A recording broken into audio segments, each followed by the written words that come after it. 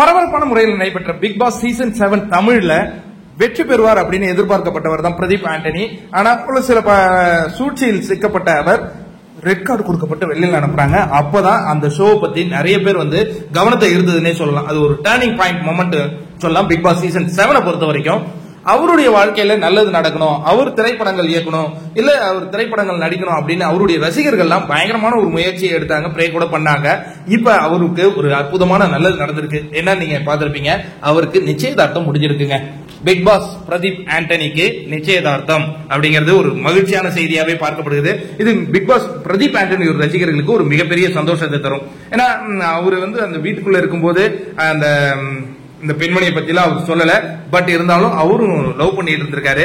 அவர் காதலித்த அந்த பெண்ணையே மனம் முடிக்க இருக்கின்றார் அப்படிங்கிறது ஒரு கூடுதல் சிறப்பாக பார்க்கப்படுதுங்க.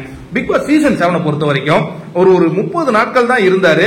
அதுக்குள்ளேயே ஒரு இமாலய பெயரை அவர் தட்டி சென்றார். நீங்க பாத்தீங்கன்னா பயங்கரமான ஒரு ஜென்யூன், பயங்கரமான ஒரு நல்லவர், அந்த மாதிரி எல்லாம் ஒரு பெயர் எடுக்கல. எப்படின்னா மனசுல பட்டதை பேசுவாருப்பா, நேர்மையா இருப்பாருப்பா, அந்த மாதிரி ஒரு நிகழ்வு. அது மாதிரி அவர் பேசுறது எல்லாம் நிறைய பேருடைய மனங்களை எல்லாம் கவர்ந்ததுங்கிறது நிதர்சனமான உண்மை. அர்ச்சனா டைட்டில் வின்னர் ஆயிருந்தாங்க. ஆனா பிரதீப் இருந்திருந்தால் அர்ச்சனாவால கண்டிப்பா வெற்றி பெறுவது அவ்வளவு சாத்தியம் கிடையாது. பிரதீப் தான் வெற்றி பெற்றிருப்பார். ரெட் கார்டுக்கு பிறகு கமல்ஜியை விட பிரதீப்புக்கு தான் அதிக ஆதரவு இருந்தது சோசியல் மீடியால அப்படிங்கறதையும் நம்ம மறுக்க முடியாது.